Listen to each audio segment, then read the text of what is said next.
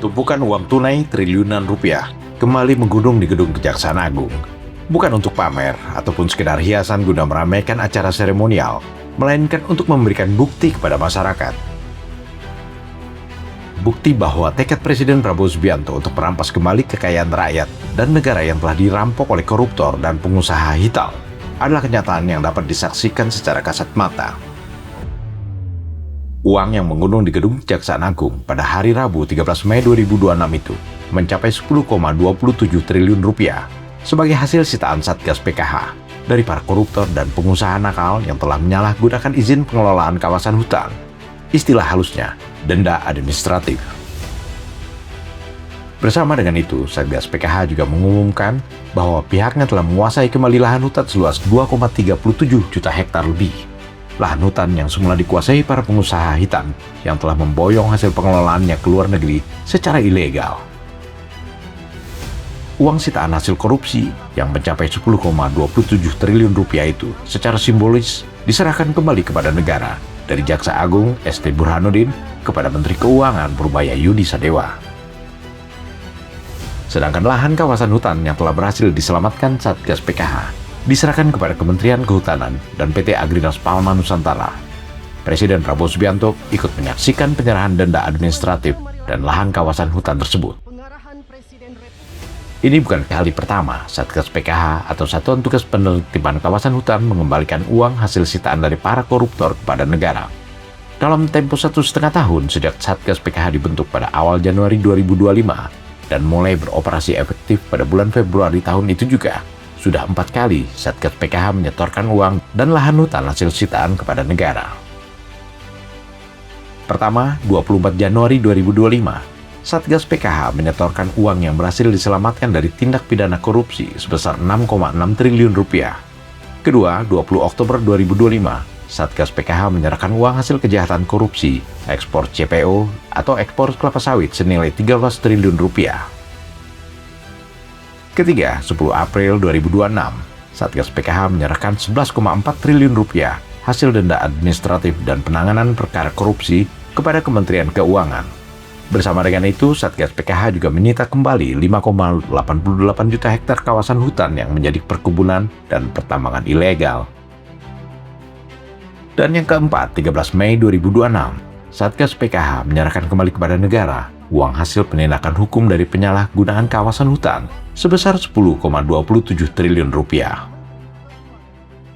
Jadi silakan dihitung sendiri berapa puluh triliun rupiah uang hasil korupsi yang telah disita Satgas PKH dan dikembalikan kepada negara hanya dalam waktu 1,5 tahun.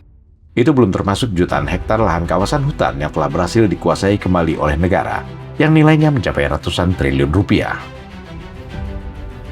Presiden Prabowo Subianto mengungkapkan bahwa bulan depan Satgas PKH juga akan menyerahkan lagi uang hasil sitaannya sekitar 11 triliun rupiah plus sekitar 39 triliun rupiah yang berhasil diselamatkan PPATK atau Pusat Pelaporan dan Analisa Transaksi Keuangan.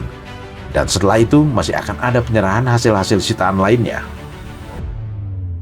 Ini berarti bahwa uang atau kekayaan negara yang telah digondol para koruptor itu tak terhingga banyaknya.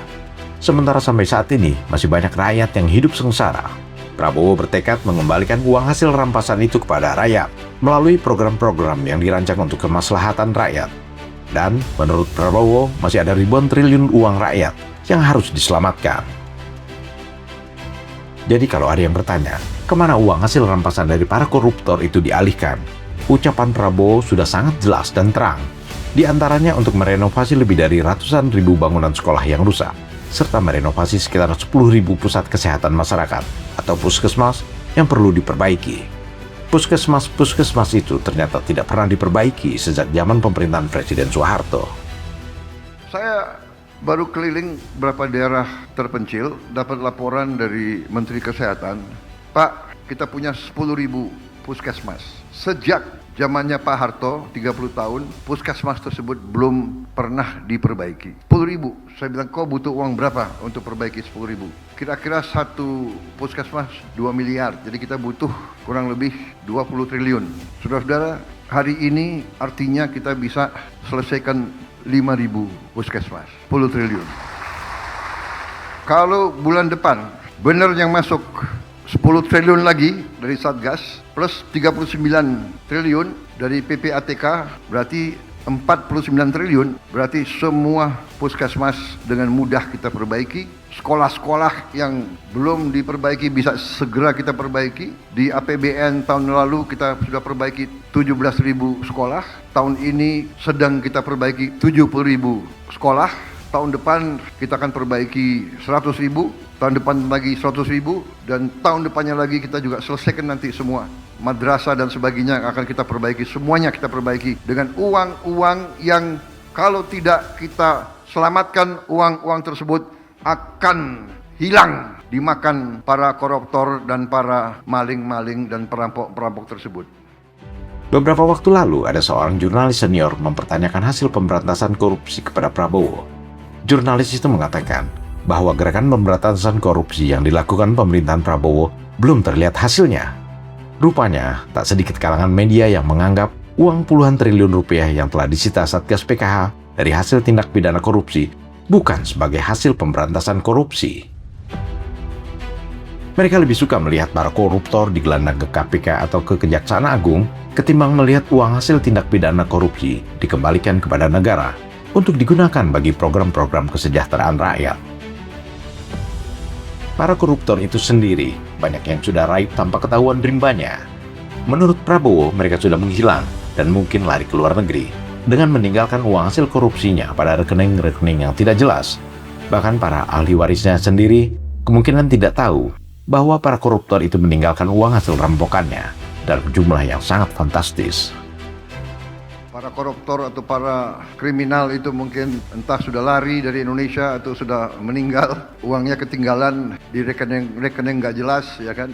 Mungkin dia banyak istri muda atau piaraan-piaraan, jadi istri-istrinya ahli warisnya nggak tahu bahwa dia punya uang di bank-bank tersebut. Sudah sekian tahun tidak diurus, ya saya katakan kalau sudah sekian tahun tidak diurus dan sudah 1 tahun kita umumkan, nggak ada yang datang, ya sudah pindahin untuk rakyat. Ya, jadi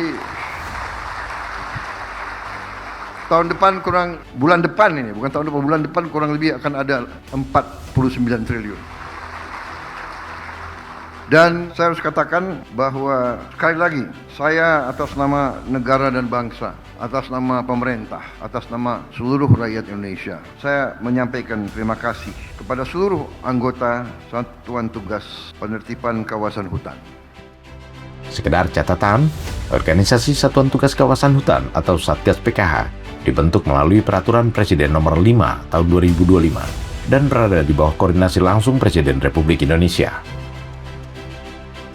Di bawah Presiden, ada tim pengarah yang diketuai oleh Menteri Pertahanan dan 3 wakil ketua yang terdiri dari Jaksa Agung, Panglima TNI, dan Kapolri.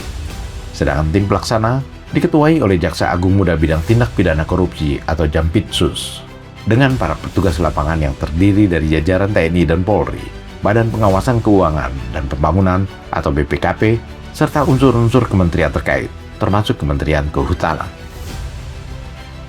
Berkali-kali Presiden Prabowo mengucapkan terima kasih atas prestasi yang telah diraih Satgas PKH dalam waktu yang relatif singkat. Dan Prabowo pun mahfum, Satgas PKH bukan Satgas yang disukai, tapi Satgas yang dibenci para bandit dan perampok.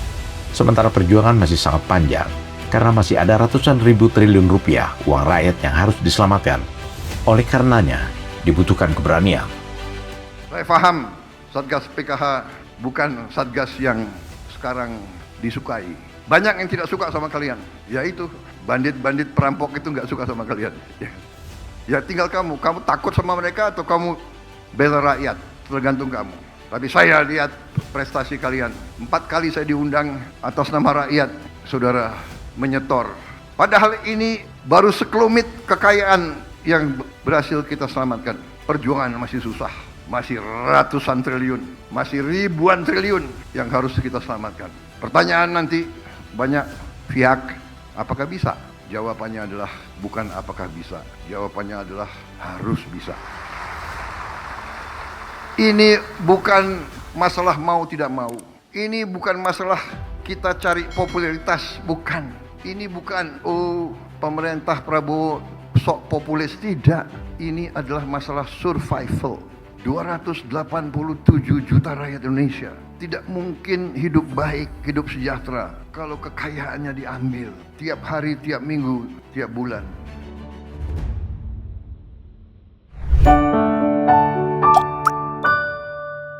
Men of our time.